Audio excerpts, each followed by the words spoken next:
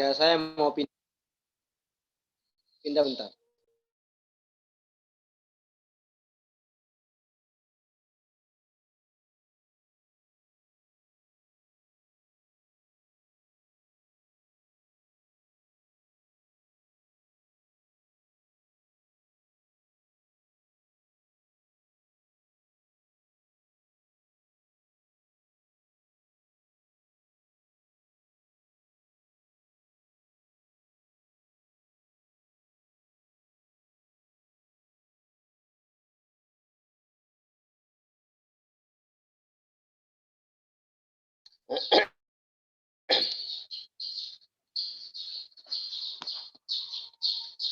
Baik, kita mulai.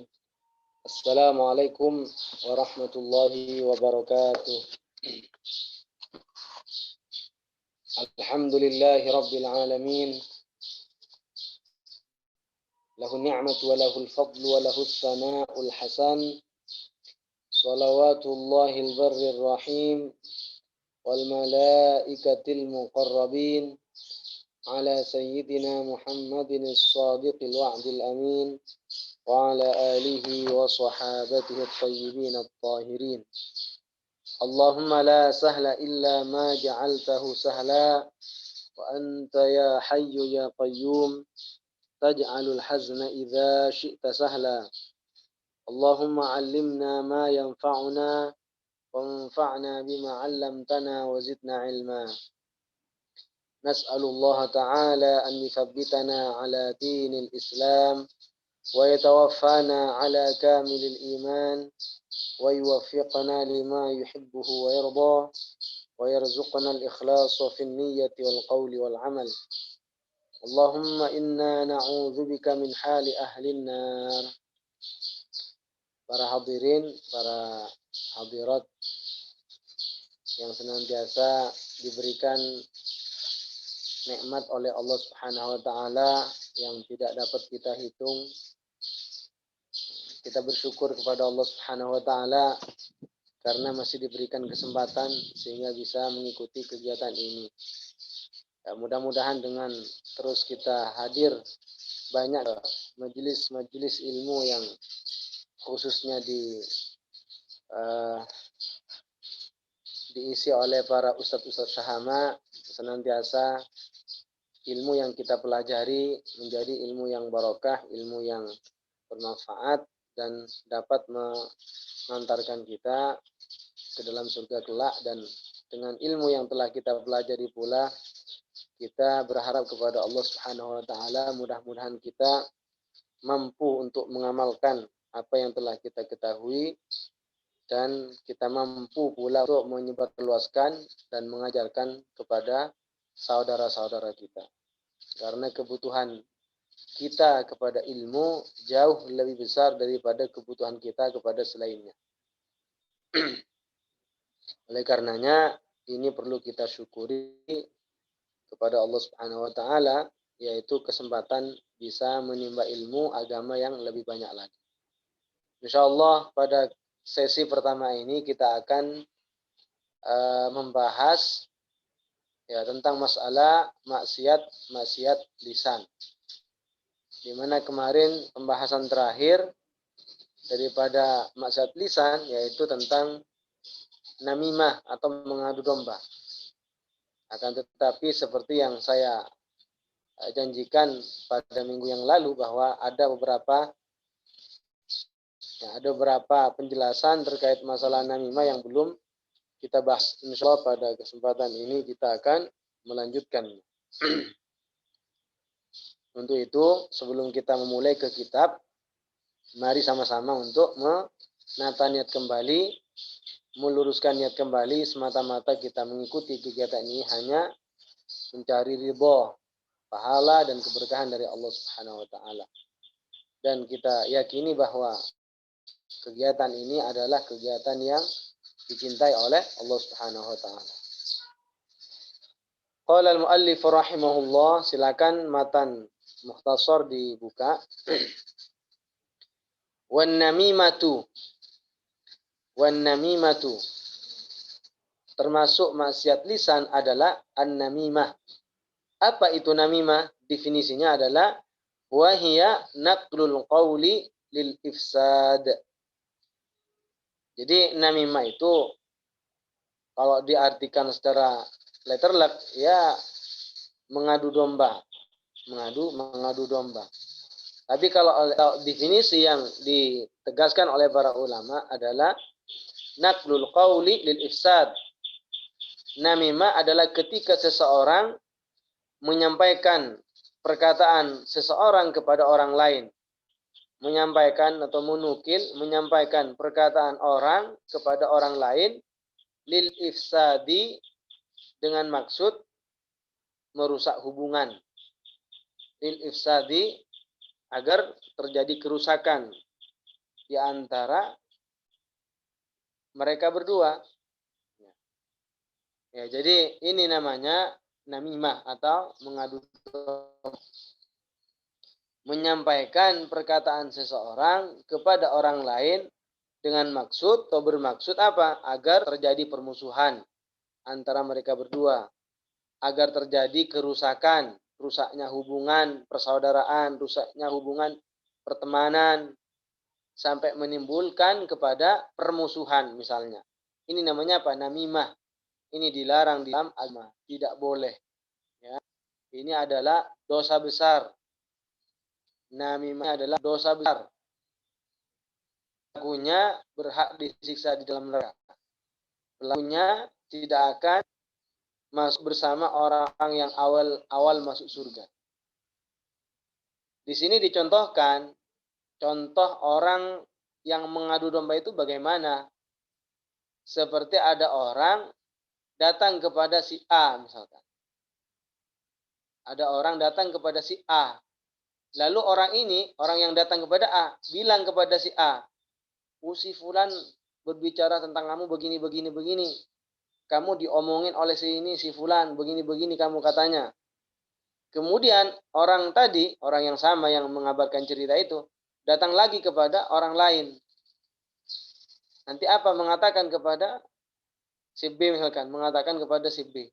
Setelah dia datang kepada si A, lalu bilang kepada si A, B itu ngomongin kamu begini. Kata B, kamu begini, orangnya begini. Nanti apa? Si A, orang itu apa? Orang itu datang lagi ke B, datang. Nanti bilang ke B, si A itu ngomongin kamu begini. Si A ngomong B, begini.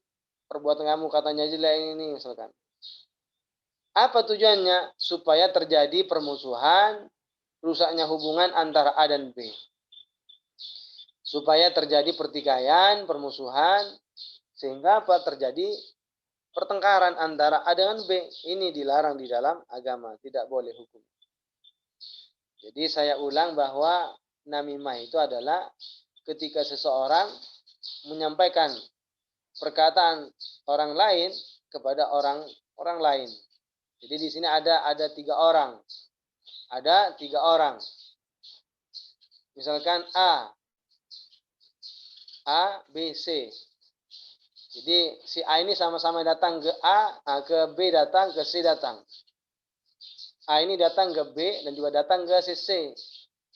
Si A ini bilang kepada si B. Apa katanya? Si itu ngomongin kamu begini. Si itu ngomongin kamu begini. Kemudian apa? Kemudian A datang lagi kepada si A datang lagi kepada si C. Nanti akan cerita mengatakan kepada si C. Si B itu ngomongin kamu begini.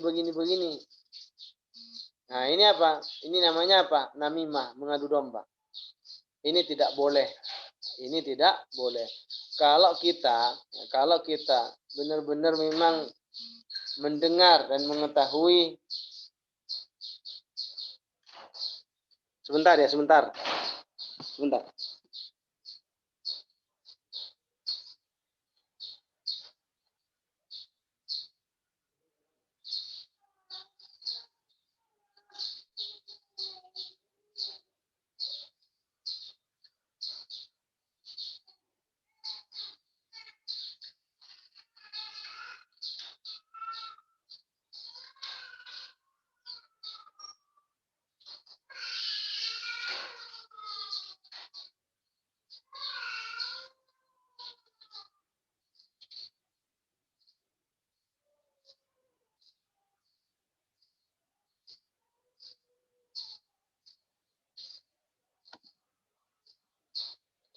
Jadi namimah, ya, mengadu domba itu adalah sesuatu yang sangat berbahaya.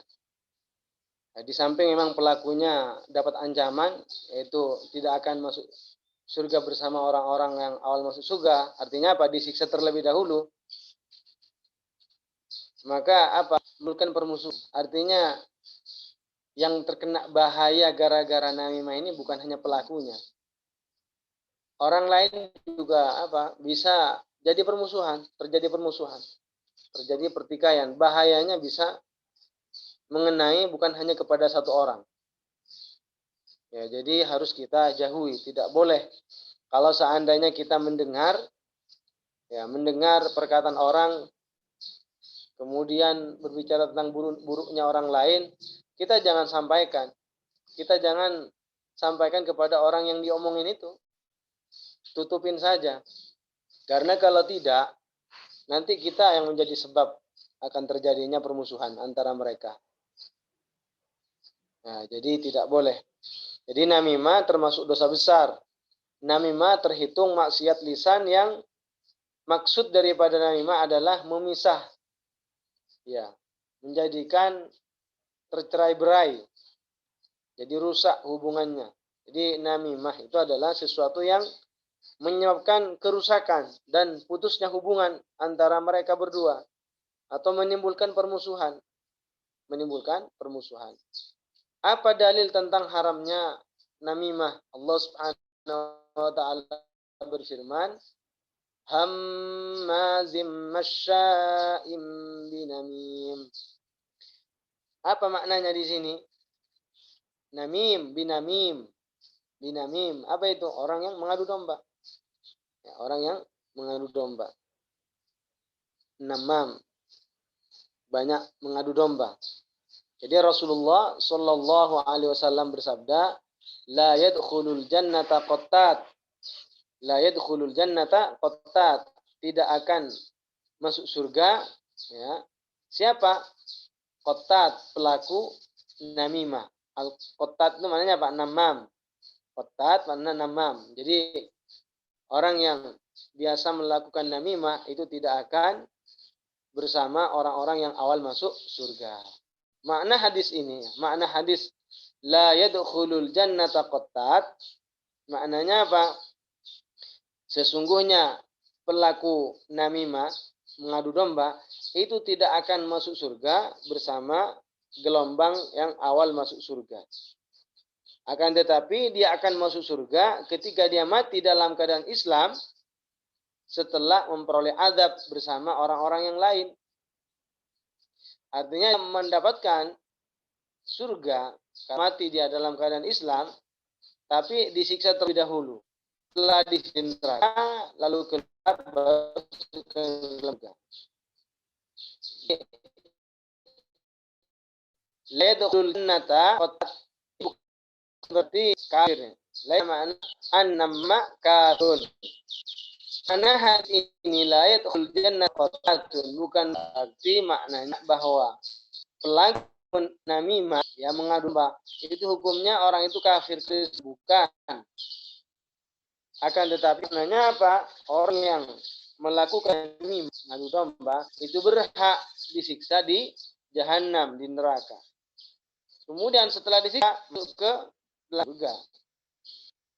Kenapa kok tidak di neraka seterusnya? Karena seorang muslim tidak akan kekal di neraka selamanya. Selama orang masih ada mati dalam keadaan Islam, selama orang itu mati dalam keadaan iman, tidak akan kekal di dalam neraka. Li'annal muslima la yakhludu finnari. Jadi seorang muslim tidak akan kekal di dalam neraka walaupun masuk neraka sebab dosa-dosanya itu. Tidak. Idza qalan nara, apabila seorang muslim masuk neraka bi ba'dunuhi, sebab dosa yang dilakukan, sebab dosa yang dia lakukan. Apa? La yadudu fiha, tidak akan kekal seterusnya di dalam neraka, tidak akan. Tidak akan kekal selamanya di dalam neraka. La budda an yakhruja minha. pasti orang muslim yang mati dalam keadaan dosa karena mengadu domba itu pasti keluar dari neraka. Setelah keluar ya masuk ke dalam surga. Karena karena di akhirat itu ya orang itu hanya ada di dua tempat, di neraka atau di surga. Setelah dikeluarkan dari neraka ya kemana? Ya pasti dimasukkan ke dalam surga karena nggak ada tempat ketiga. Jadi setelah keluar dari neraka, apa? Orang pelaku mati itu dikeluarkan dari neraka, setelah itu masuk ke surga, dan kita masuk ke dalam surga itu berarti apa? Berarti kita telah memperoleh rahmat Allah Subhanahu wa taala. Dengan rahmat Allah, orang itu apa? Terselamatkan dari kekalahan di dalam neraka, dan dia diangkat dari neraka sehingga masukkan ke dalam surga. Ini karena rahmat Allah Subhanahu wa taala. Jadi perlu diketahui bahwa siapapun orangnya ketika mendapatkan nikmat surga itu bukan karena perbuatannya lainnya, kecuali karena mendapat rahmat dari Allah Subhanahu wa taala. Karena mendapatkan rahmat dari Allah Subhanahu wa taala. Rasulullah sallallahu alaihi wasallam menyatakan, yakhruju minan nar man qala la ilaha illallah wa fi qalbihi wa dzarratin min iman. Akan keluar dari neraka, apa? Berarti masuk ke neraka. Sebabkan apa? Dosanya. Siapa yang akan keluar dari neraka? Man qala la ilaha illallah. Orang yang mengatakan la ilaha illallah, artinya ya iman. Yang mengatakan itu wa fi qalbi wa dzarratin min iman. Orang yang mengatakan la ilaha illallah, di dalamnya terdapat sebuah iman, walaupun hanya seberat zarrah. Zarrah itu dalam bahasa maknanya bisa bermakna bagian-bagian kecil yang nampak saat ada cahaya matahari. Jadi zarrah itu adalah sesuatu yang terlihat dengan mata telanjang saat ada cahaya matahari masuk melalui ventilasi rumah. Jadi berterbangan, gerak, itu namanya zarrah. Atau zarrah dalam bahasa Arab bisa bermakna apa? Semut, ya, semut merah. Bisa bermakna semut merah. Intinya seorang muslim yang mati dalam keadaan seseorang yang mati dalam keadaan muslim, apapun berdosa dilakukan, tapi masih ada iman, masih ada keimanan, sebagaimana ada, maka pasti dikeluarkan neraka dan dimasukkan ke dalam surga. Jadi seorang mukmin apabila masuk ke neraka sebab dosa tidak kekal, tidak seterusnya. Bahkan pasti keluar dari neraka. Setelah keluar dari neraka dimasukkan oleh Allah Subhanahu wa taala ke dalam surga. Allah Subhanahu wa taala menjadikan orang muslim sama dengan orang kafir. Allah menjadikan mereka berbeda. Jadi ma ja'alal muslima wal kafira mutasawiyain. Allah tidak menjadikan seorang muslim dan orang kafir dengan derajat dan kedudukan yang sama, pasti beda. Keadaannya beda. Kalau keadaan muslim masuk neraka, keluar dari neraka, masuk ke dalam surga. Tapi kalau orang kafir mati dalam keadaan kafir, masuk neraka, sudah selama-lamanya di dalam neraka, tidak akan terhenti untuk merasakan siksa Allah Subhanahu wa taala yang sangat pedih. Ya, jadi beda. Afana ja'alul muslimina kal mujrimin. Ya, jadi apa namanya? Orang-orang yang melakukan kekufuran, melakukan kesyirikan, jelas beda dengan orang yang melakukan dosa tapi bukan kufur, tapi bukan kesyirikan. Hanya sebatas dosa besar atau dosa kecil. Kalau orang yang mati dalam keadaan muslim, walaupun bawa dosa-dosa, tapi bukan syirik, bukan dosa kekufuran, pasti akan berakhir ya, tempat kembalinya walaupun seandainya pun belum diampuni oleh Allah Subhanahu wa taala dosa-dosanya, karena harus disiksa misalnya di neraka. Disiksa tapi enggak seterusnya, enggak selamanya. Akan dikeluarkan dari neraka. Lalu setelah itu dimasukkan ke dalam surga. Tapi kalau orang yang kafir, orang yang mati dalam keadaan tidak beriman, orang yang tidak percaya akan ketuhanan Allah Subhanahu wa taala, maka ini selama-lamanya kekal di dalam neraka. Jadi orang kafir apabila masuk neraka kekal seterusnya. Yakhludu fiha ilal abad. Kekal di dalam neraka selama-lamanya, bukan 100 tahun, bukan 200 tahun, bukan 300.000 tahun, bukan. Seterusnya. Selama-lamanya. Itu namanya apa? Ancaman bagi para orang-orang yang tidak mau beriman kepada Allah Subhanahu wa taala. Jadi sangat bersyukur dan mesti kita bersyukur kepada Allah Subhanahu wa taala karena kita masih diberikan nikmat yang paling agung, nikmat yang paling besar, nikmat yang tidak ada bandingannya. Rasulullah pernah bersabda, "Innallaha yu'ti dunya liman yuhibbu wa liman la yuhibbu, wa la yu'til imana illa liman yuhibbu." Kata Rasulullah, sesungguhnya Allah Subhanahu wa taala memberikan urusan dunia kepada orang yang Allah cintai ataupun kepada orang yang tidak dicintai oleh Allah Subhanahu wa taala. Sama-sama mereka mendapatkan. Wala yu'til imana illa liman yuhib, dan Allah tidak berikan iman itu kecuali kepada orang yang dicintai oleh Allah Subhanahu wa taala. Jadi ini patut kita syukuri bahwa kita telah dijadikan oleh Allah sebagai orang-orang yang mukmin, orang-orang yang muslim. Kalau mati dalam keadaan muslim sudah pasti jaminannya adalah masuk surga. Al-Imam An-Nawawi mengatakan apa? Al-Imam An-Nawawi mengatakan apa? Man mata 'ala tauhidi dakhala al-jannah.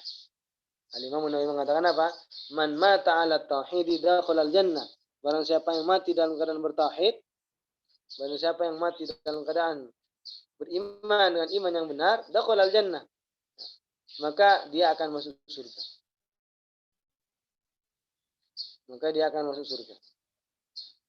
Mati dalam keadaan tauhid. Tauhid itu apa sih? Tauhid itu menurut pernyataan Al-Imam Junaid Al-Baghdadi, seorang ulama sufi mengatakan apa?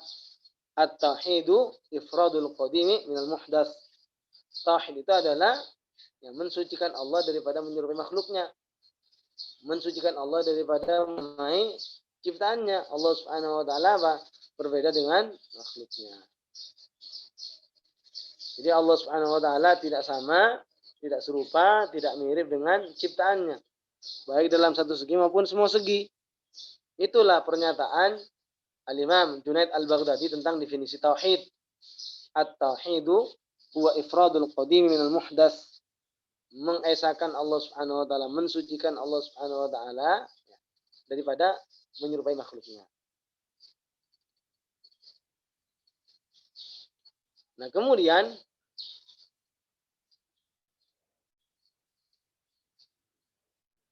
jadi orang kafir itu ya kekal selama-lamanya di neraka. Tapi kalau orang muslim apabila masuk ke dalam neraka tidak kekal, tidak seterusnya. Pasti dia akan keluar dari neraka setelah dia masuk neraka. Ya. Setelah dia masuk neraka, Pak, masuk ke dalam surga.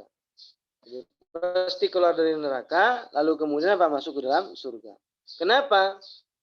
Orang yang muslim kemudian masuk neraka karena dosa-dosanya itu tidak kekal dalam neraka, tapi dikeluarkan dari neraka, dimasukkan dalam surga. Li'annahu adda a'zama huquqin lillahi ta'ala 'alal 'abidi alladhi huwa tauhiduhu ta'ala. Alasannya dikarenakan orang tersebut, orang mukmin tersebut apa?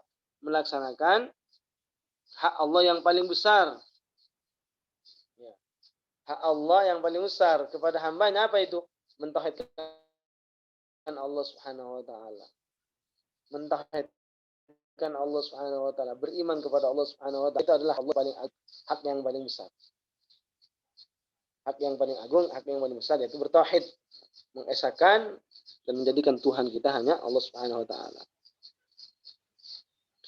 Adapun orang kafir ya telah mengabaikan dan melalaikan apa? Perintah Allah yang agung, tidak beriman.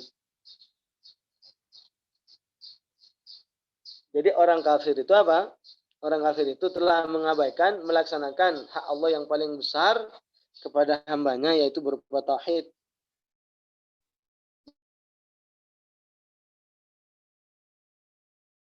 Dia tidak bertauhid, karena dengan inilah kekal selamanya. Kenapa kekal? Karena mati dalam keadaan kufur, mati dalam keadaan syirik misalnya, mati dalam keadaan kufur. Waliyadzubillahi ta'ala. Semoga Allah menjaga kita. Semoga Allah menjauhkan kita daripada perbuatan-perbuatan kufur, perbuatan-perbuatan syirik. Ini yang harus kita perhatikan. Baik.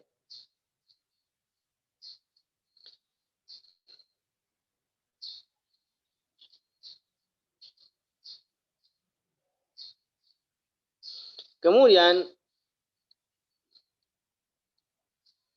di dalam kitab Al-Adhkar karya Imam Nawawi, ya. Di dalam kitab Al-Adhkar karya Imam Nawawi itu dikatakan, beliau mengatakan, Imam Nawawi mengatakan, kalau ada orang, ya, kalau ada orang cerita tentang orang lain, artinya mengadu domba, maka pasti akan, maka seharusnya apa? Maka seharusnya melakukan 6 perkara. Misalkan ada orang datang ke saya. Kemudian orang itu bilang ke saya, oh si fulan itu ngomongin kamu begini. Ya, ada orang datang kepada saya, lalu bilang kepada saya, si fulan itu berbicara kamu tentang kamu ini begini. Maka wajib bagi saya apa? Melakukan apa? Melakukan 6 perkara. Yang pertama apa? Jangan mudah percaya. Jangan benarkan. Jadi tidak boleh bagi saya membenarkan apa yang dinyatakan itu. Kenapa?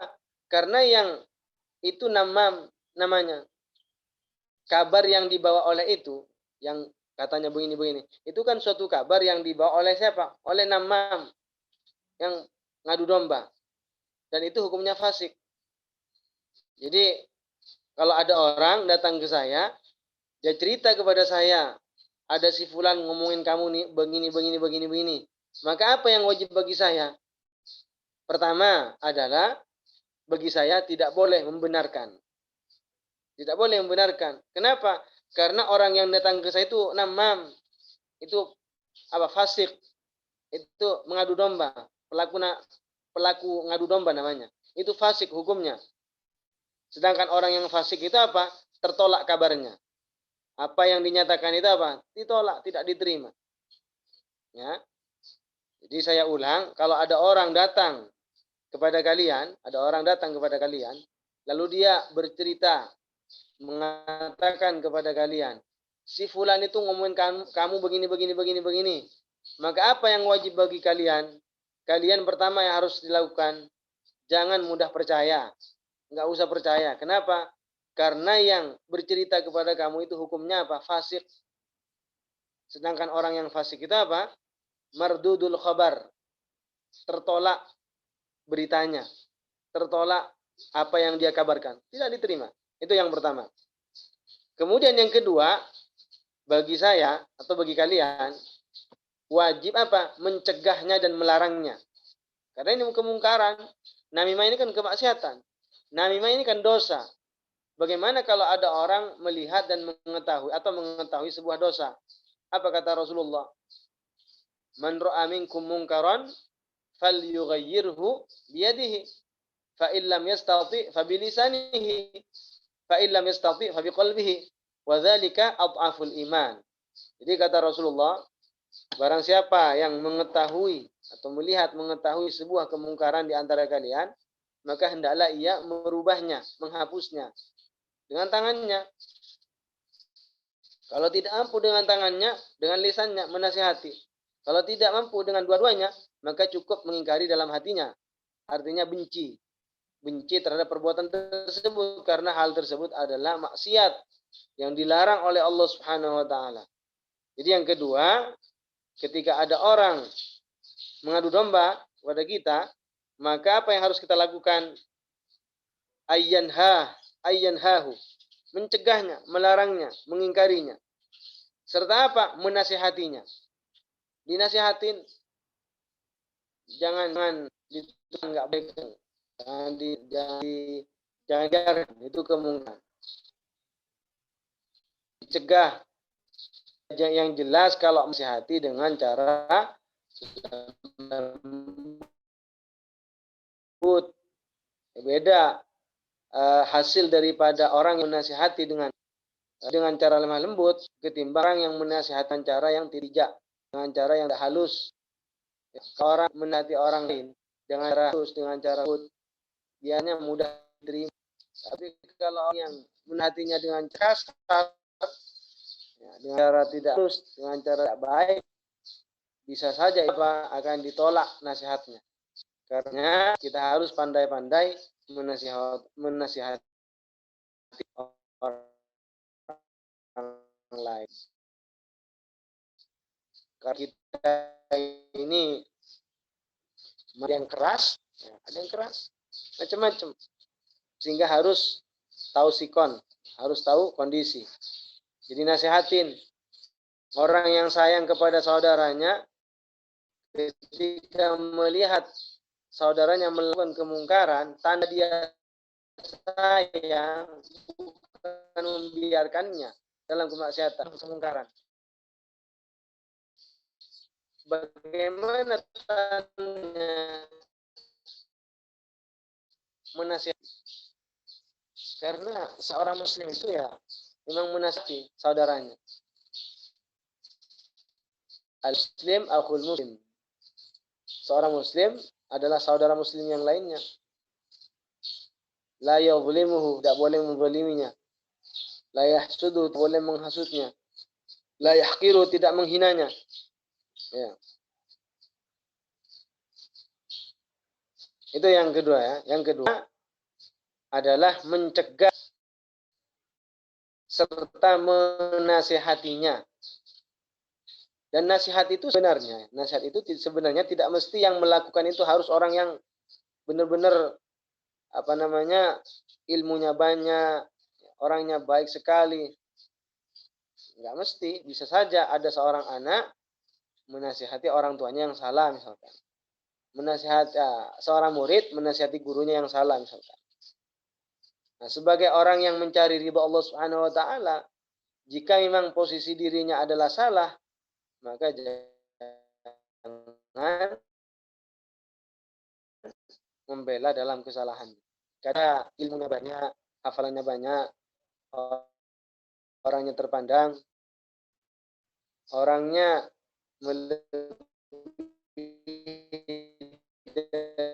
daripada orang yang menasihati daripada muridnya.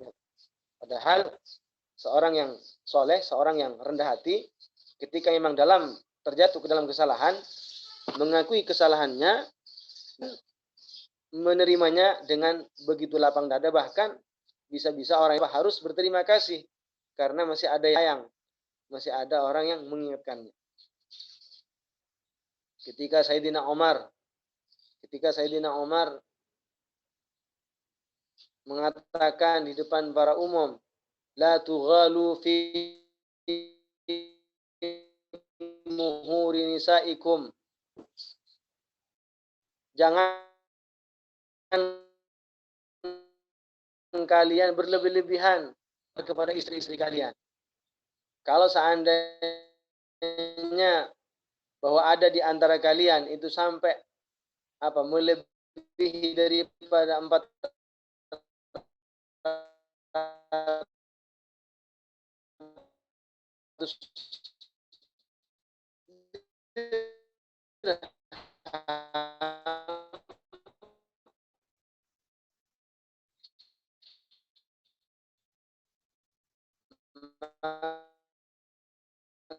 maka saya akan ambil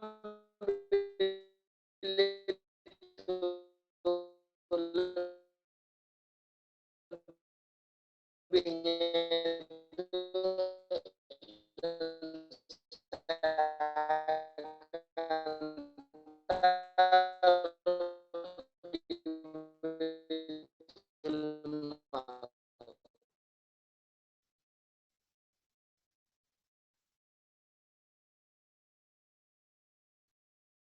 Apa yang dilakukan oleh seorang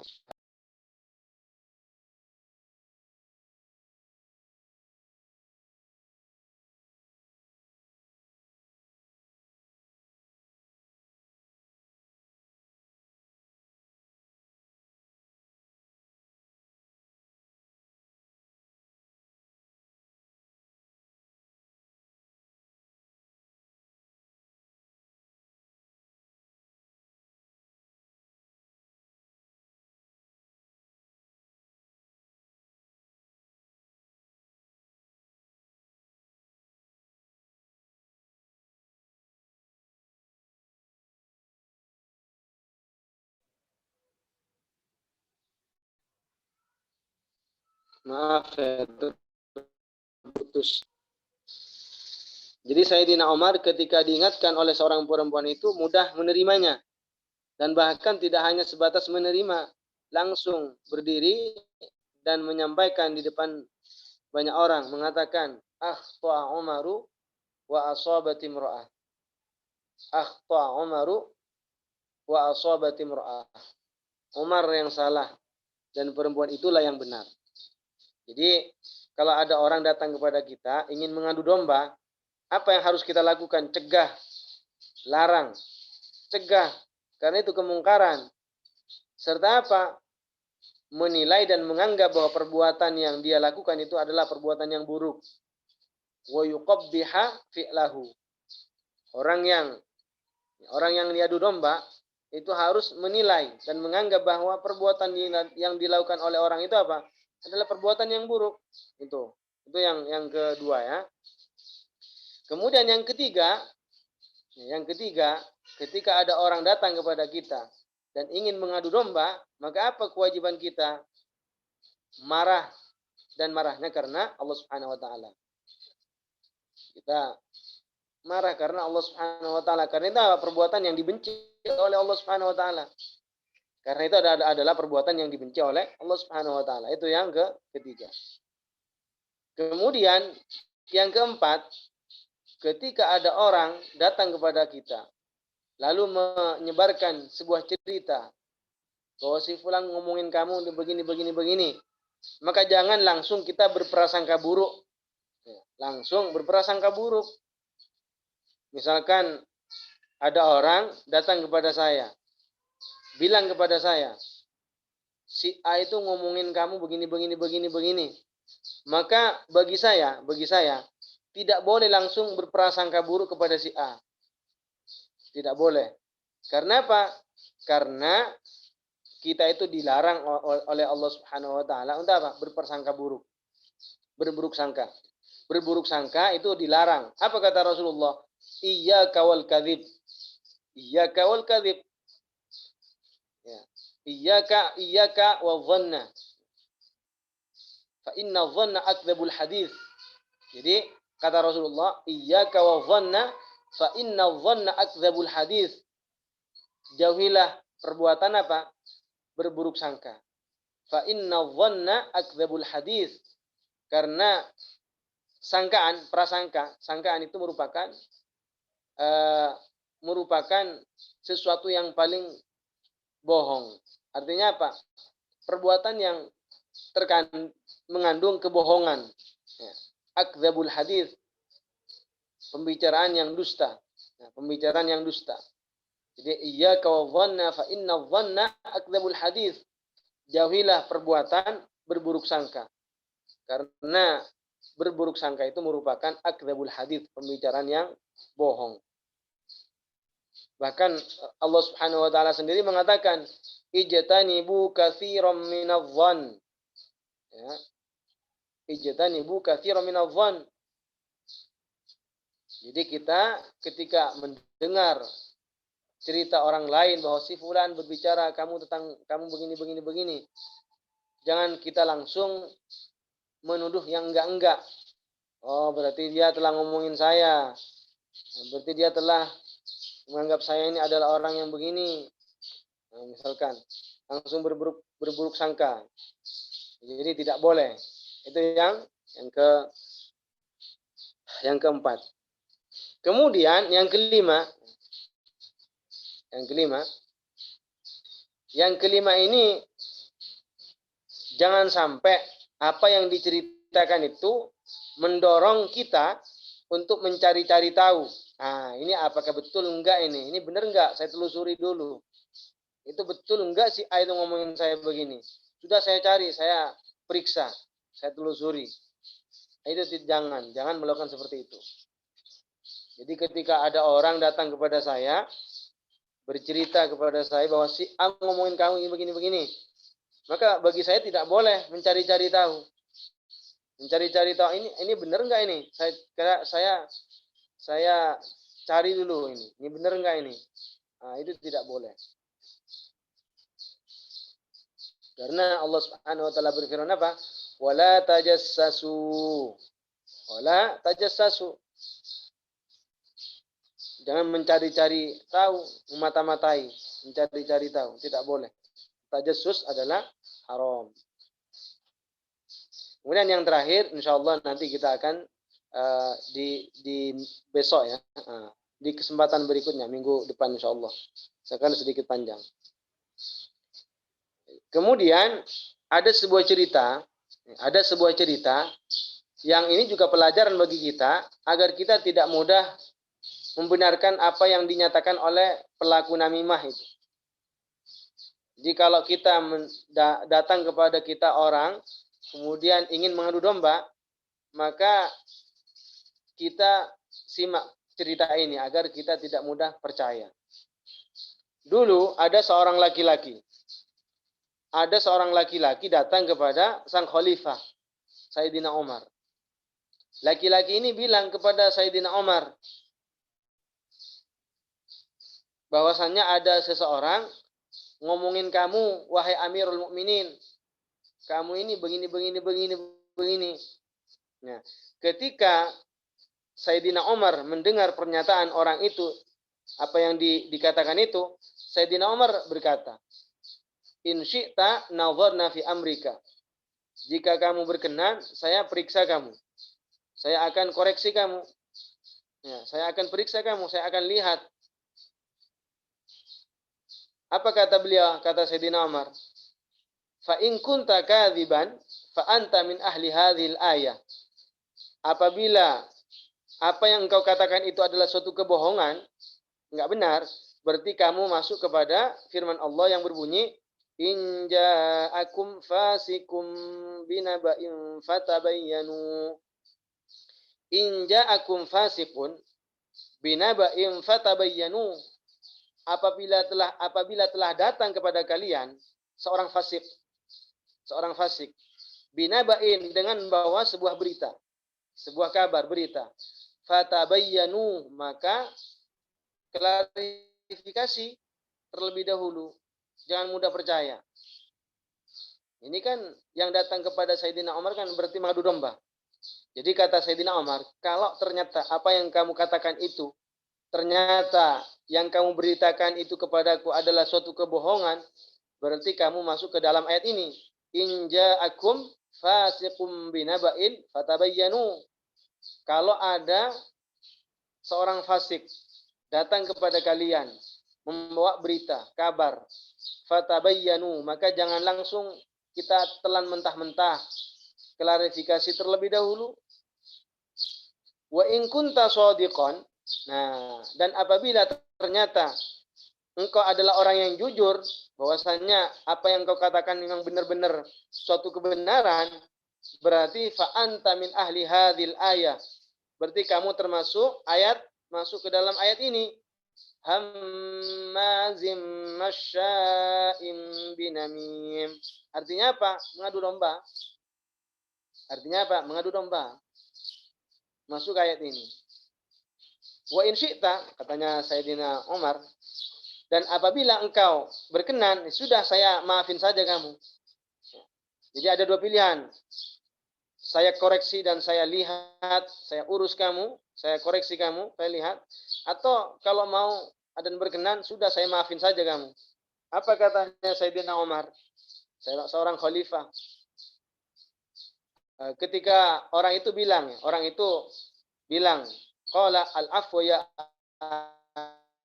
Amirul Mukminin. Wahai Amirul Mukminin, saya memilih dimaafkan saja. Artinya apa? Minta maaf. Minta maaf.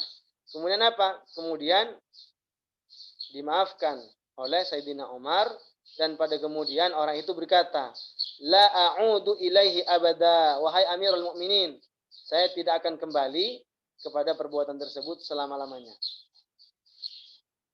Ya, jadi ini sebuah cerita, kalau ada orang datang kepada kita dan ingin mengadu domba, pertama jangan sampai kita mudah percaya. Jangan sampai kita mudah percaya.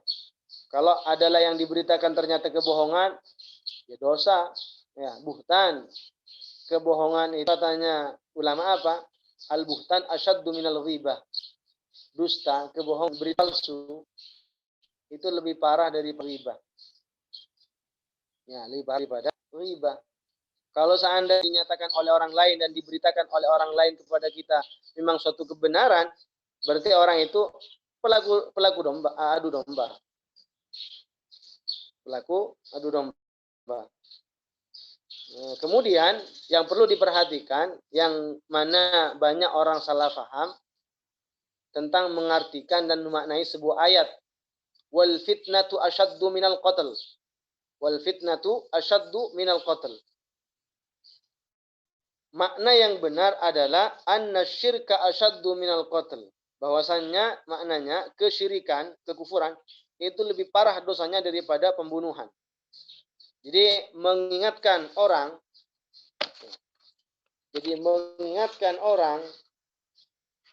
tentang masalah ini, tentang pemaknaan yang benar terhadap ayat wal fitnatu asyaddu minal qatl, ini adalah sesuatu yang sangat penting. Sesuatu yang sangat penting. Kenapa? Karena sebagian orang ketika melihat orang lain sibuk dengan mengadu domba, dia apa? Dia mengatakan wal fitnatu asyaddu minal qatl. Katanya apa? Fitnah itu lebih dahsyat, lebih parah daripada pembunuhan. Ini maknanya bukan berarti dosa mengadu domba itu lebih parah daripada membunuh seorang muslim. Bukan maknanya bahwasanya namimah, bukan maknanya bahwa dosa yang diakibatkan mengadu domba itu dosanya lebih parah daripada membunuh seorang muslim tanpa hak. Artinya membunuh secara zalim. Bukan. Jelas, kalau hanya sekedar mengadu domba, dosanya pasti lebih besar. Dosanya apa? Membunuh. Ya. Membunuh seorang muslim tanpa hak, dosanya besar. Ini sudah jelas.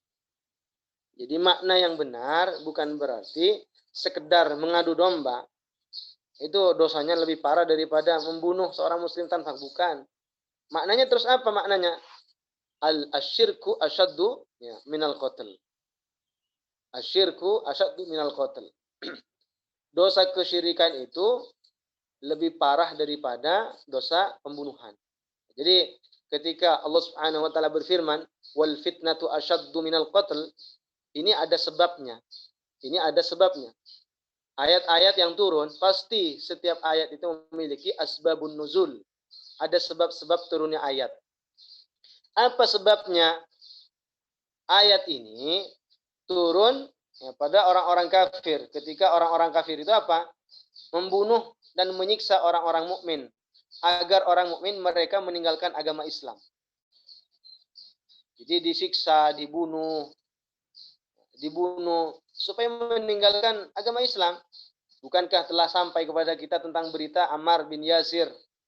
Ammar bin Yasir, orang tuanya, ibunya dibunuh. Ibunya Ammar bin Yasir dibunuh dengan cara biadab oleh Abu Jahal. Ditusuk kemaluannya sampai mati. Gara-gara apa? Karena beragama Islam. Karena tetap berpegang teguh dengan agama Islam. Dibunuh oleh Abu Jahal. Bapaknya juga dibunuh. Mati syahid semuanya. Hanya Ammar bin Yasir yang tidak dibunuh. Karena dia mengatakan kata-kata kufur tapi hatinya tidak rela dengan apa yang dikatakan. Dan ini yang dikecualikan, bahwa kalau orang dalam keadaan dipaksa untuk melakukan kekufuran dan seandainya tidak melakukan akan dibunuh misalnya, di sini boleh bagi orang yang dipaksa itu untuk mengucapkan kata-kata kufur, tapi dengan catatan hatinya tidak rela, tidak ridho, benci terhadap kekufuran yang keluar dari lisannya. Tapi kalau seandainya orang yang dipaksa untuk melakukan kekufuran, kemudian mengatakan dan hatinya rela, ridho, walaupun dalam keadaan kondisi dipaksa, ya kufur. Makanya al-mukrah itu ada dua macam. Orang yang dipaksa melakukan kekufuran itu ada dua macam. Yang pertama, ketika mengucapkan kata-kata kufur, hatinya tidak rela, tidak ridho.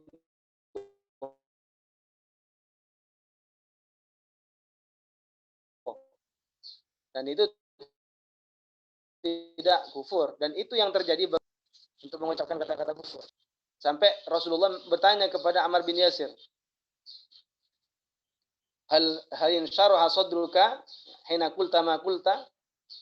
Apakah dadamu, apakah lapang dada ketika engkau mengatakan? Apa kata Ammar bin Yasir? La, tidak Rasulullah, tidak lapang dada, tidak ridha hatinya. Apa kata Rasulullah? In adu fa'ud. In adu, kalau mereka ternyata datang kembali kepada kamu dan memaksa untuk melakukan kekufuran, mengatakan kata-kata kufur, fa'ud, maka kembali kamu mengatakan kata-kata kufur dengan catatan itu tadi. Hatinya tidak rela, tidak ridho. Macam yang kedua, orang yang dipaksa ridho, hatinya rela, kufur walaupun dalam keadaan dipaksa. Dan yang diperbolehkan untuk mengucapkan kata-kata kufur karena dalam keadaan dipaksa dalam rangka menyelamatkan dirinya, ini kalau berupa pembunuhan ancamannya. Kalau ancamannya itu berupa pembunuhan. Kalau hanya sekedar diambil hartanya, dipukul, diculik, ya, itu tidak bisa. Tidak boleh mengucapkan kata-kata kufur. Dan bentuk ancamannya berupa pembunuhan itu. Dan pembunuhan itu hanya mengarah kepada orang yang dipaksa. Jadi kalau seandainya ancamannya mengarah kepada istrinya, kepada anaknya, atau kepada orang tuanya, maka itu tidak boleh melakukan kekufuran. Jadi ayat ini bercerita sebabnya adalah dulu orang-orang kafir itu menyiksa orang-orang mukmin. Dipaksa, disiksa mereka agar mereka meninggalkan agama Islam. Akhirnya apa? Allah Subhanahu wa taala berfirman, "Wal fitnatu asyaddu minal qatl." Dosa kesyirikan dan dosa kekufuran itu lebih parah daripada pembunuhan. Jadi harus kita tahu dan kita pahami bahwa kebanyakan makna yang dikatakan oleh orang-orang itu salah, tidak tepat. Makna yang benar adalah bahwa kekufuran dan kesyirikan dosanya lebih parah daripada membunuh seorang muslim tanpa hak. Ya, asyaddu min dzambi qatlil muslimi zulman bighairi haqqin. Lebih parah daripada dosa membunuh seorang muslim tanpa hak. Jadi inilah gunanya kita belajar ilmu agama, tidak kita maknai sesuai dengan pemikiran kita sendiri, tapi bagaimana melihat ulama memaknai sebuah ayat, jangan kita tafsirkan sendiri. Al-Quran berupa bahasa Arab, maka janganlah kita memaknai dengan mencoba-coba dengan dari diri kita sendiri. Jangan memaknai Al-Quran tanpa ilmu. Bahasa Arab itu sangat luas. Di sana ada sebab-sebab turunnya ayat-ayat tertentu. Ada ayat namanya ayat yang ammah. Ya, ada ayat yang khosoh. Ada ayat yang kita sering membaca tapi hukumnya sudah dinusakh, sudah dihapus. Ya, ada sebuah ayat yang sering kita baca tapi terkadang hukumnya sudah dimansukh. Sudah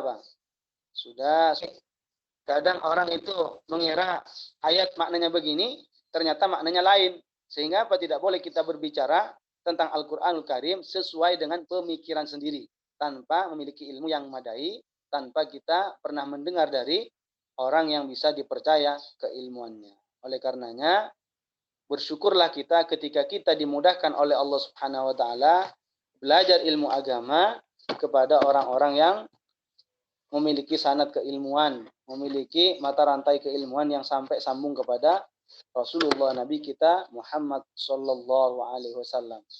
Ini adalah suatu nikmat besar.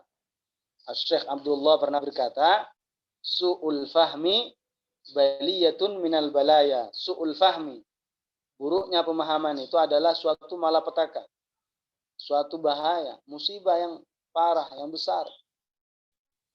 Sehingga kita merasa sangat bersyukur kepada Allah karena masih diberikan orang-orang yang membimbing kita adalah orang-orang yang thiqat, orang-orang yang bisa dipercaya keilmuannya, orang-orang yang memiliki sanad keilmuan yang sampai kepada Rasulullah.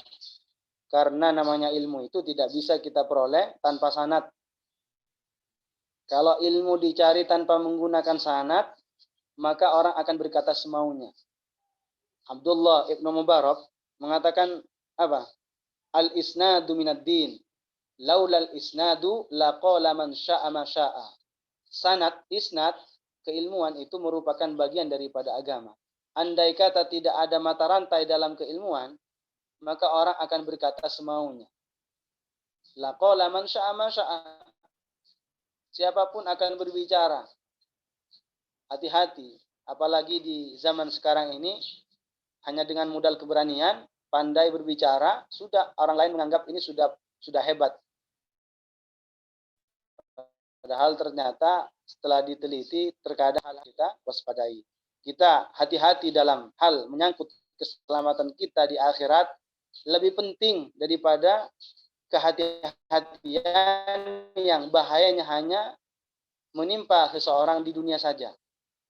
Ya. Kehati-hatian untuk memperoleh sebuah keselamatan kelak di akhirat itu lebih jauh penting daripada hanya keselamatan sesaat di dunia. Karenanya kita harus senantiasa terus belajar ilmu agama, kemudian kita mengamalkan serta mengajarkan kepada orang lain sehingga manfaatnya semakin meluas. Ya mungkin untuk masalah maksud lisan ya yang berupa namimah, ya, ini penjelasannya insyaallah di pertemuan berikutnya kita akan bahas tentang at-tahrish. At-tahrish itu nanti kita akan bahas di pertemuan berikutnya. Insyaallah mudah-mudahan senantiasa diberikan kesehatan dan masih diberikan semangat untuk terus mencari ilmu yang sebanyak mungkin. Ya, mari kita tutup dengan tahlil, sholawat dan istighfar. La ilaha illallah. Allahumma salli ala sayyidina Muhammad wa ala alihi wa sahbihi wa sallim. Assalamualaikum warahmatullahi wabarakatuh.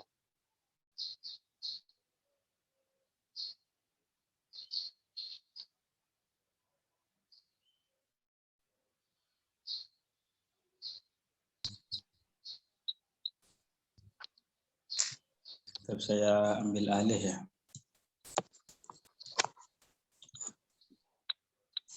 Assalamualaikum warahmatullahi wabarakatuh. Bismillahirrahmanirrahim. Alhamdulillahirabbil alamin. Wa usalli wa usallimu ala rasulihil karim wa ala alihi wa sahbihi ajma'in. Allahumma la sahla illa ma ja'altahu sahla wa anta ya hayyu ya qayyum taj'alul hazna in syi'ta sahla. Allahumma rzuqna al-ikhlasa fi niyyati wal qawli wal amal. Alhamdulillah kita bersyukur kepada Allah Ta'ala dikarenakan hingga saat ini kita masih diberikan kesempatan oleh Allah Ta'ala untuk mudzakarah ilmu agama, untuk mengaji ilmu agama, dan ini suatu kenikmatan yang sangat besar yang Allah Ta'ala berikan kepada kita, karena orang yang dikehendaki kebaikan oleh Allah Ta'ala, orang ini akan diberikan pemahaman ilmu agama dipermudahkan baginya untuk mendapatkan seorang guru yang bisa mengajarinya ilmu agama. Kita insyaallah ta'ala akan kembali melanjutkan pembahasan kitab kita, yaitu Mursyidul Hair fi Halli Alfazi Risalat Ibni Asakir. Silahkan yang punya kitabnya dibuka, dan yang belum punya bisa lihat di layar ya, saya bukakan.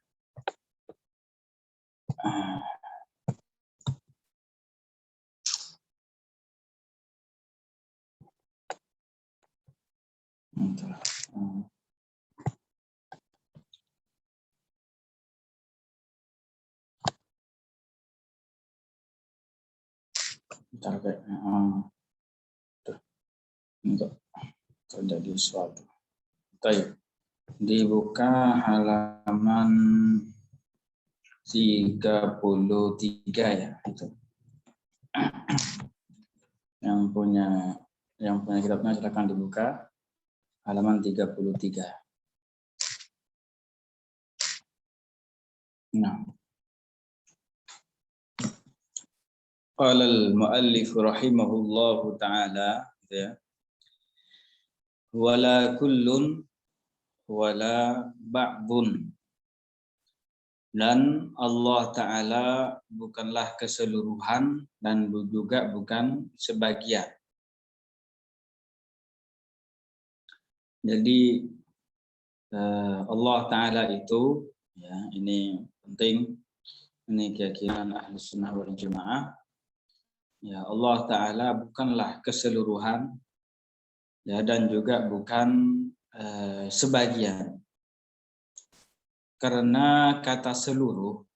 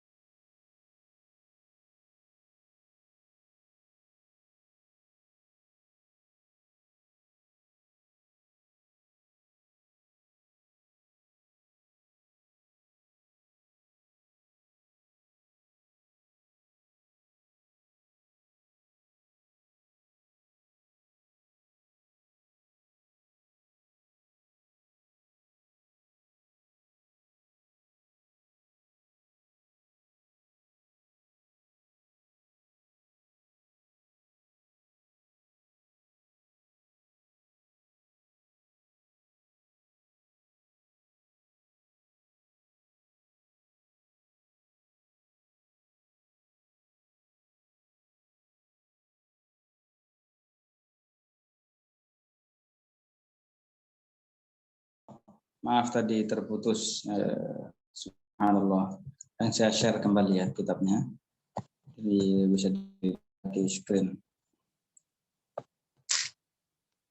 Nah, qala al-muallif rahimahullahu ta'ala, ini yang paling atas yang besar, wala kullun wala ba'dun.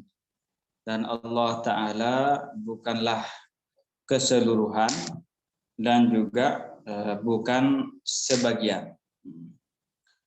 Artinya apa? Artinya sifat keseluruhan, atau pertama ya, keseluruhan atau sebagian itu kita ucapkan untuk siapa? Bagi benda, kan begitu. Jadi contohnya seluruh siswa telah datang, atau kita bilang sebagian sebagian siswa tidak datang. Itu kan. Jadi keseluruh atau kata seluruh dan sebagian ini hanya untuk benda. Contoh lagi ini, kalau seumpamanya orang meninggal dunia karena dimutilasi, ini contoh ya. dimutilasi atau terkena gempa, kena tabrak apa begitu sehingga badan-badannya tubuhnya itu terpisah-pisah. Kemudian ada yang mengatakan, alhamdulillah kita sudah bisa mengumpulkan seluruh tubuh fulan. Nah, begitu aja meninggal dimutilasi contohnya dipisah-pisah badannya. Atau hanya dia mengatakan kita belum bisa menemukan semua ataupun seluruh tubuhnya si fulan. Nah, begitu. Maka kata seluruh dan sebagian itu hanya bagi makhluk Allah Ta'ala, ya, bagi benda. Dan Allah Ta'ala itu kan bukan benda. Ini sudah ma'ruf ya, ini sudah sering kita katakan. Allah Ta'ala itu kan bukan benda. Bukan benda yang bisa dipegang oleh tangan, dan juga bukan benda yang tidak bisa dipegang oleh tangan, kan begitu. Ya, kita sudah sering sebutkan. Lah, dikarenakan Allah Ta'ala bukan benda, maka Allah tidak bisa disifati dengan seluruh ataupun sebagian. Nah, begitu. Karena sebagian ini hanya bagi sesuatu yang tersusun dari beberapa bagian. Nah, begitu, tersusun bagi beberapa bagian. Asy-syarhu, syarahnya kita baca. Annallaha tabaraka wa ta'ala, bahwasanya Allah Ta'ala laisa jisman murakkaban min ajza'in. Allah Ta'ala itu bukanlah benda yang tersusun dari bagian-bagian. Nah, kalau kita kan tersusun dari bagian-bagian, ya kan, bagian kepala, bagian atas, bagian bawah, bagian tangan, bagian kaki, paha, semacamnya. Ya, Allah Ta'ala itu bukan benda yang tersusun seperti itu, dari bagian-bagian seperti itu. Oleh karena itu apa? Walidzalika, ya oleh karena itu la yusafu bil kulliyati wala bil ba'diyati. Maka Allah Ta'ala tidak disifati dengan keseluruhan, tidak disifati dengan sebagian, ya, wal juz'iyati, dan juga tidak disifati dengan bagian. Ya, bisa difahami ya. Ini makna daripada wala kullun wala ba'dun. Jadi dikarenakan Allah Ta'ala bukan benda, bukan jisim, maka Allah Ta'ala tidak bisa disifati dengan keseluruhan dan sebagian, dikarenakan keseluruhan dan sebagian ini adalah sifat benda. Qala al-Halimi fi tafsiri Bismillahil Muta'ali. Ya, Al-Halimi beliau mengatakan dalam tafsir atau dalam penafsiran nama Allah Ta'ala Al-Muta'ali. Apa makna firman Allah Ta'ala Al-Muta'ali? Ma'nahu al-murtafi'u an ayyajuza alaihi ma yajuzu alal muhdatsin. Artinya Allah Ta'ala maha tinggi dari tertimpa sesuatu yang bisa saja tertimpa kepada makhluknya.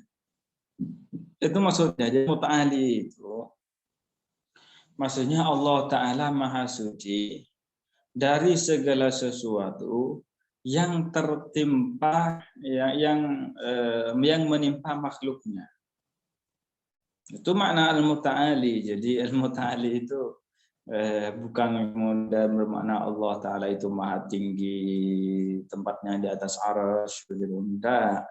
Al-muta'ali itu yang seperti dikatakan dalam kitab ini. Jadi sesuatu yang menimpa makhluk, ya sifat yang ada pada makhluk, ya itu tidak mungkin terjadi bagi Allah Ta'ala. Contohnya apa? Minal azwaj, daripada istri. Jadi Allah Ta'ala tidaklah beristri. Kemudian wal aulad, dan anak manusia kita ini nikah nanti bisa punya anak, begitu kan? Maka di sini Allah Ta'ala tidak mempunyai anak.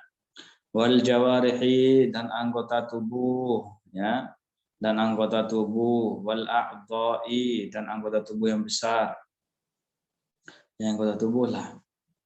Di sini Allah Ta'ala tidak mempunyai anggota tubuh seperti halnya ya kepala, mata, anggota tubuh, hidung, mulut, telinga, tangan, pundak, punggung, perut, dan seterusnya. Nah, itu semuanya ini maha suci. Semuanya ini Allah Ta'ala tidak disifati dengan hal itu.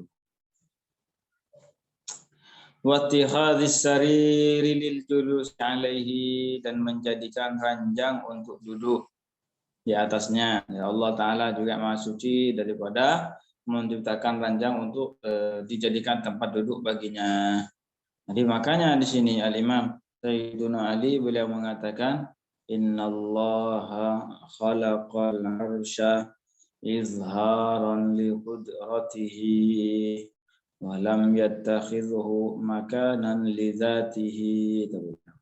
Sesungguhnya Allah Ta'ala menciptakan arasy untuk menambahkan kekuasaannya dan tidak menjadikannya sebagai tempat bagi zatnya.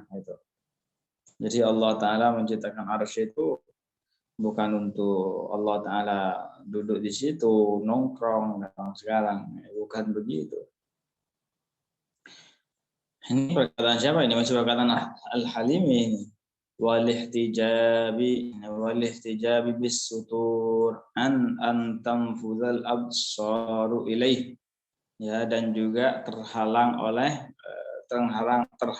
tabir. Ya, sehingga tidak bisa melihat kepada sesuatu itu. Jadi kalau kita dalam rumah, sesuatu yang di luar rumah kita tidak bisa melihatnya. Kenapa kita tidak bisa melihatnya? Dikarenakan penglihatan kita itu terhalang oleh tabir. Seperti apa? Seperti dinding. Allah Ta'ala itu tidak seperti itu. Jadi Allah Ta'ala melihat segala sesuatu dan tidak ada sesuatu pun yang terhalang dari sifat melihatnya Allah Ta'ala. Tidak ada tabir yang bisa menghalangi melihatnya Allah Ta'ala terhadap makhluknya. Itu maksudnya. Walintiqali min makanin ila makanin. Demikian juga maha suci. Ya, Al-Muta'ali itu maha suci. Allah Ta'ala maha suci daripada berpindah dari satu tempat ke tempat yang lain. Ya, itu dan ini kan kalau kita kan berpindah dari tempat ke tempat yang lain. Sekarang di kamar, nanti ke kamar mandi, habis itu ke masjid, habis itu terus seperti itu. Maka di sini maka hal ini mustahil. Ya, mustahil terjadi bagi Allah Ta'ala. Yang bisa difahami ya. Fa inna itsbata ba'dhi hadhil asya'ah yujibun nihayah. Karena menetapkan sebagian sifat-sifat yang telah disebutkan tadi itu menyebabkan apa? Menyebabkan batas akhir bagi Allah Ta'ala. Nah, itu mustahil. Wa ba'duha yujibul hajatah, dan sebagian yang lainnya dan bentar ya. Kayaknya jaringannya saya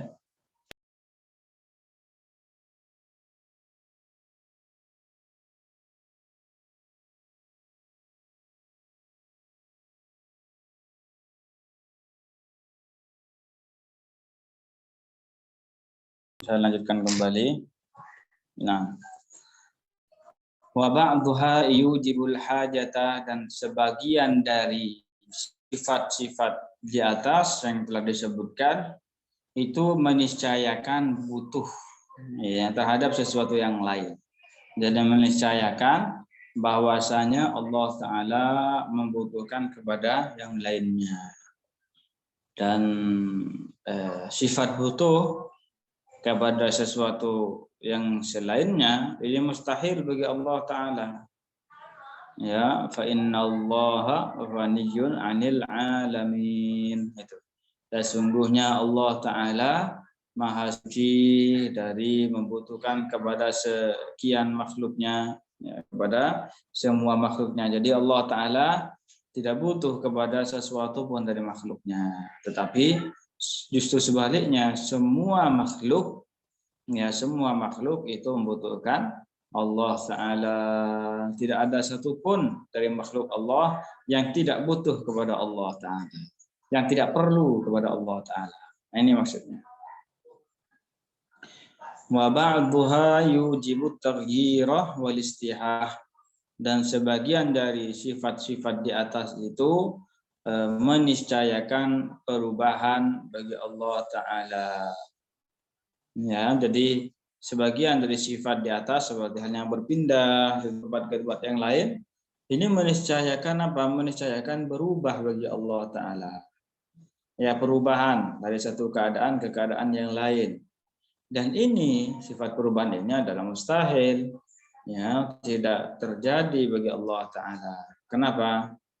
At-taghayyuru akbaru alamatil hudus. Itu kaidahnya. Jangan lupa. At-taghayyuru akbaru alamatil hudus. Perubahan itu merupakan tanda yang paling besar, yang paling menonjol bahwa sesuatu itu baru.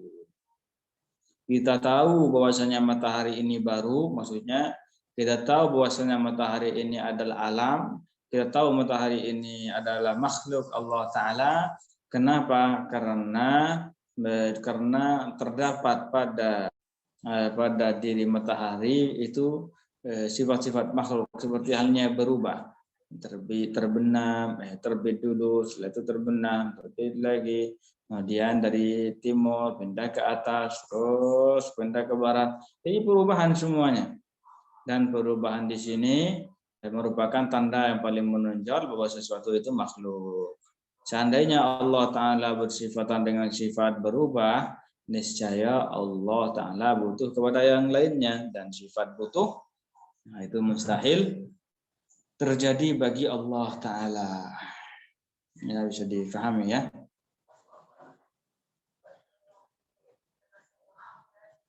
Nah, ini dia. Makanya di sini kata para ulama tadi itu at-taghayyuru akbaru alamatil hudus. Dan karena sesuatu yang berubah itu pasti membutuhkan kepada yang merubahnya. Pasti itu. Tidak akan merubah dirinya sendiri. Kita ini sekarang sudah berbentuk yang mempunyai badan besar seperti ini. Pas lahir dari perut ibu itu, dari ibu kan tidak bisa sebesar ini, tetapi apa, kecil kan begitu ukurannya. Habis itu semakin besar sampai sekarang. Lah, kita ini berubah dari kecil sampai besar, ya kan? Sampai sekarang ini. Apakah kita yang narik badan kita sendiri? Jadi kita tarik badan kita sampai menjadi mempunyai ukuran besar seperti ini? Kan tidak. Ya, tetapi ada zat yang berubah. Yaitu ada zat yang merubah kita dari kecil menjadi besar hingga saat ini yaitu zat Allah Subhanahu wa Ta'ala. Ya, begitu. Makanya mustahil bagi Allah Ta'ala sifat berubah, karena berubah itu meniscayakan butuh kepada sesuatu yang lain. Nah, kemudian wa syai'un min dzalika ghairu laiqin bil qadim, dan sesuatu dari sifat-sifat atau hal-hal yang telah kita sebutkan tadi itu semuanya itu tidak layak bagi Allah Ta'ala yang ada tanpa permulaan, wala jaizin alaih, dan tidak mungkin terjadi bagi Allah Ta'ala. Bisa dipahami ya? Nah, jadi ini yang dikatakan oleh Al-Imam Al-Halimi. Nanti kalau ada teman-teman yang belum difahami dari apa yang kita bahas, silahkan ditulis ya di kolom komentar, maksudnya di di ruang chat, biar nanti kita jawab insyaallah taala. Nah. Kemudian naqalahu anhul hafizul Baihaqi fi kitabil asma'i was sifat. Hal tersebut dinukil oleh Al-Imam Al-Baihaqi dalam kitabnya Al-Asma' was Sifat. Lanjutkan. Oh, sudahnya. Ini penting ini. Nah, qala rahimahullah wa la yuqalu mata kana,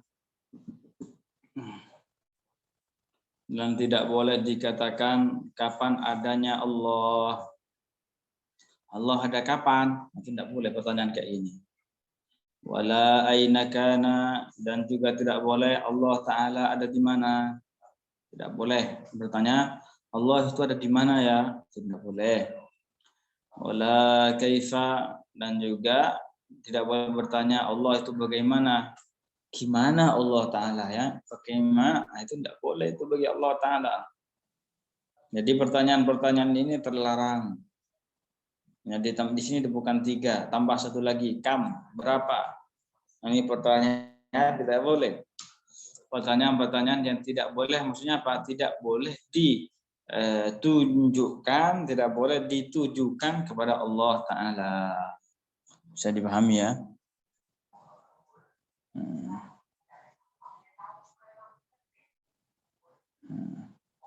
Ya, jadi tidak boleh pertanyaan-pertanyaan ini, ya, pertanyaan-pertanyaan ini tidak boleh ditujukan kepada Allah Ta'ala. Tidak boleh bertanya, Allah ada di mana? Tidak boleh. Ya, tidak boleh bertanya kapan Allah Ta'ala ada. Tidak boleh. Kemudian tidak boleh bertanya bagaimana adanya Allah Ta'ala. Nah, ini pertanyaan terlarang ini. Ya, pertanyaan tidak boleh. Tapi seandainya nanti ada yang bertanya, bagaimana cara jawabnya kita? Ya, ada yang tanya contohnya. Allah Ta'ala ada di mana? Bagaimana cara jawabnya kita? Kita jawab Allah Ta'ala ada tanpa tempat dan tanpa arah. Nah, gitu. Mudah. Kalau ditanya bagaimana Allah Ta'ala, ada yang tanya kita bagaimana Allah Ta'ala, kita bilang Allah Ta'ala itu tidak menyerupai sesuatu pun dari makhluknya, maka tidak boleh, maka tidak bisa ditanyai dengan bagaimana. Nah, begitu. Kemudian kalau ditanya lagi kapan Allah Ta'ala ada, nah, begitu.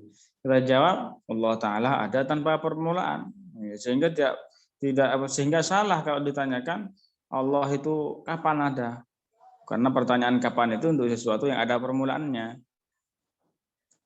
Kemudian kalau ada yang bertanya lagi Allah ada berapa, Allah ada berapa, jawabannya apa? Allah Ta'ala Maha Esa. Ya, Allah Ta'ala Maha Esa, tidak ada sekutu baginya. Maka pertanyaan ini salah. Pertanyaan bahwasanya Allah Ta'ala ada berapa, ini salah. Ya, bisa dipahami ya. Asy-syarhu, sekarang syarahnya. Annahu la yajuzu ayyuqala mata kana Allah. Tidak boleh dikatakan, ya, tidak boleh dikatakan kapan adanya Allah Ta'ala. Tidak boleh. Lianna hadza fihi nisbatal bidayah wal wujudi ba'da sabqil adami ilaih. Lianna hadza fihi nisbatul bidayati. Dikarenakan hal ini, pertanyaan kapan adanya Allah Ta'ala mengandung penisbatan permulaan bagi adanya Allah. Kalau ditanya, kapan kamu datang ke sini? Berarti kan di sini ada permulaannya, kapan dia datang. Seseorang gitu ya, tentang orang. Demikian pula kalau dikatakan Allah Ta'ala ada itu kapan? Nah, di sini berarti apa? Menisbatkan permulaan bagi Allah Ta'ala, dan ini tidak boleh. Wal wujudi ba'da sabqil adami ilaih, dan juga menisbatkan adanya Allah Ta'ala setelah tidak ada. Ya. Ya sama maksudnya. Jadi asalnya tidak ada, kemudian setelah itu baru ada. Ya. Kapan kalau kita bilang ke makhluk, kapan kamu lahir? Tahun 91. Berarti dia itu sebelum 91 asalnya tidak ada, kan begitu. Lah kalau dikatakan Allah, kapan Allah ada, berarti kan awalnya tidak ada, setelah itu baru ada. Dan kita tanya kapan itu adanya Allah, orang itu maksudnya nanya kapan itu adanya Allah. Ada sejak tahun gini. Nah, ini kan tidak boleh pertanyaan seperti ini. Wajarayaniz zamani alaih, dan berlakunya waktu atas orang tersebut. Ya, ini tidak boleh. Ya, pertanyaan di mana Allah, kapan adanya Allah, ini juga menisbatkan berlakunya waktu bagi Allah Ta'ala, dan ini adalah hal yang mustahil. Gitu ya. Wala yajuzu kadzalika yuqala aina kana Allah. Dan juga tidak boleh ditanyakan di mana Allah Ta'ala. Nah, itu maksudnya. Tidak boleh bertanya di manakah Allah Ta'ala. Ala ma'na su'ali an mawdi'ihi wa makanihi. Ya, dengan makna mempertanyakan di manakah tempat Allah Ta'ala. Boleh. Kan tidak boleh bertanya di mana Allah, nanya tempat Allah Ta'ala. Tidak boleh. Allah Ta'ala ada tanpa tempat dan tanpa arah. Tidak disifati ada di satu tempat ataupun di semua tempat. Tidak disifati berada di satu arah ataupun di semua arah. Ahlus sunnah wal jamaah di seluruh dunia, termasuk juga Indonesia, para ulamanya mengatakan Allahu Ta'ala mawjudun bila makanin wala jihah. Artinya Allah Ta'ala ada tanpa tempat dan tanpa arah.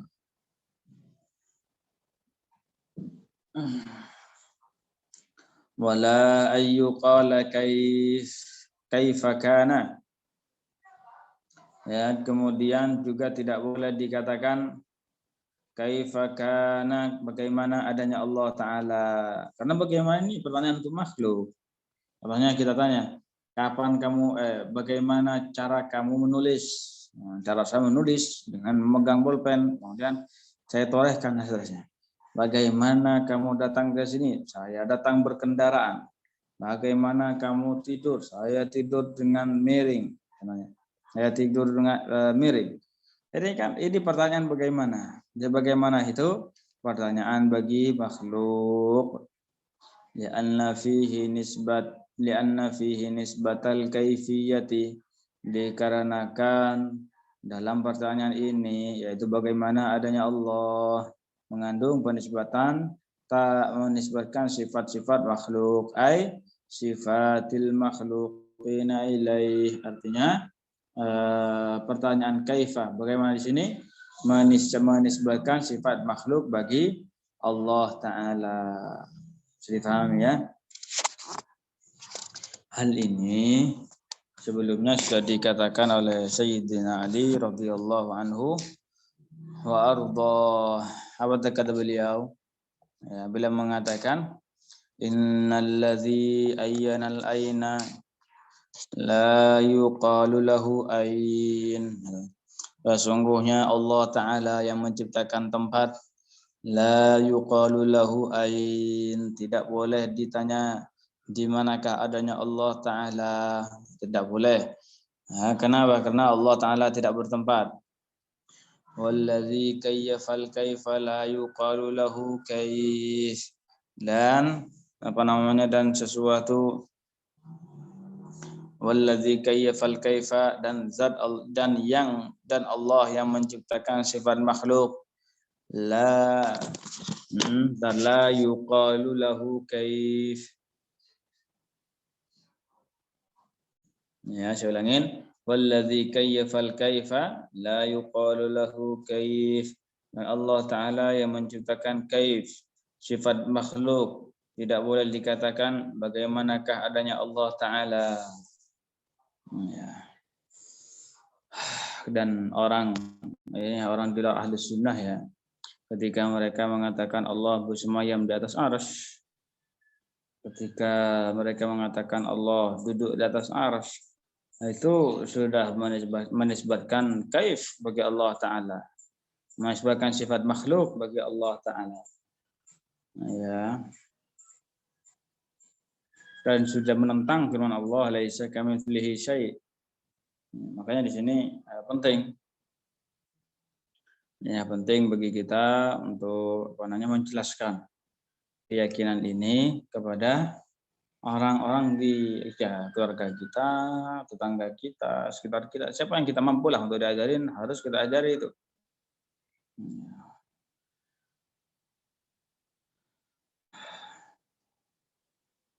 Ya, baik pada anak kecil ataupun orang besar. Baik yang masih muda ataupun tua bangka. Ini harus diajarkan. Bagaimana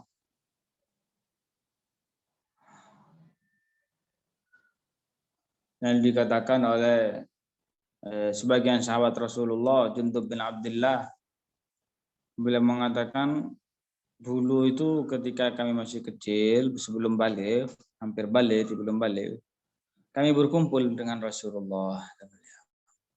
Maka kami belajar tentang iman sebelum belajar Al-Quran. Nah ini apa coba? Contoh dari Rasulullah bagaimana cara kita mendidik orang lain. Dimulai dengan yang paling penting yaitu ilmu akidah tentang iman. Kemudian kata Jundub, kemudian setelah itu baru kami belajar Al-Quran, maka sehingga bertambahlah keimanan kami. Jadi keimanan kami mungkin sudah beriman, tapi kemudian karena sudah belajar tentang iman kepada Rasulullah, dan setelah itu kami baca Al-Quran, tambahlah keimanan kita, semakin kuatlah ya keimanan kita. Baik, saya ingatkan lagi kalau teman-teman ada yang pertanyaan langsung ditulis, jangan nunggu akhir.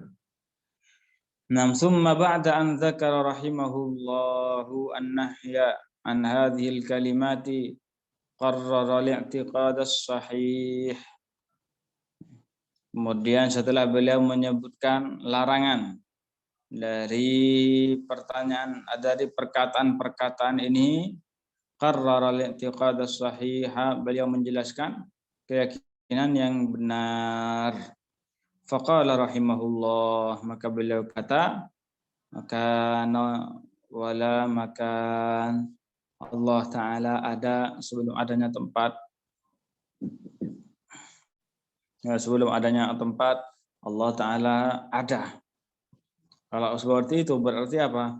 Berarti Allah Ta'ala ada sebelum Allah Ta'ala ada tanpa bertempat sebelum Allah Ta'ala menciptakan tempat. Itu maknanya. Kenapa? Karena tempat belum ada, kan begitu. Kemudian dan setelah Allah Ta'ala menciptakan tempat, maka Allah Ta'ala tetap seperti sedia kala tidak bertempat. Kalau ditanya kenapa? Ya, karena berubah itu merupakan sifat makhluk. Kawanal akwan, Allah menciptakan alam. Wa dabbaraz zaman, dan Allah Ta'ala yang mengatur waktu. La yataqayyadu biz zaman, Allah Ta'ala tidak terkait dengan waktu, tidak terbatasi dengan waktu. Wala yatakhassasu bil makan, dan Allah Ta'ala tidak berada di satu tempat, walaupun di semua tempat. Artinya di sini mustahil bagi Allah Subhanahu wa Ta'ala mempunyai tempat, bertempat di satu tempat. Karena sesuatu yang punya tempat itu pasti yang punya ukuran. Itu sudah sudah lazim itu. Tak konsekuensi itu. Kalau sesuatu yang bertempat pasti yang punya ukuran.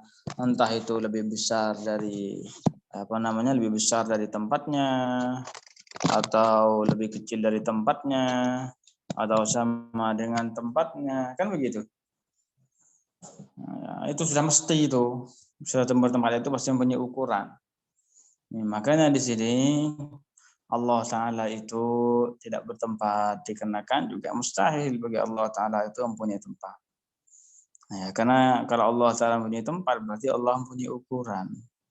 Sesuatu yang mempunyai ukuran butuh kepada yang menjadikannya dalam ukuran tersebut. Dan sesuatu yang butuh kepada yang lainnya itu lemah. Dan sesuatu yang lemah itu bukanlah Tuhan. Bukanlah Tuhan.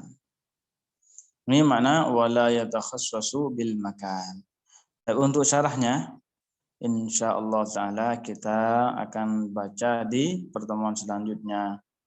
Nah, untuk saat ini kita cukupkan pertemuan kita sampai di sini saja dulu. Jadi kalau ada yang belum bertanya, ya mungkin saya kecepatan tadi karena emang agak cepat saya bacanya dan tidak dapat maknanya, silahkan dipertanyakan.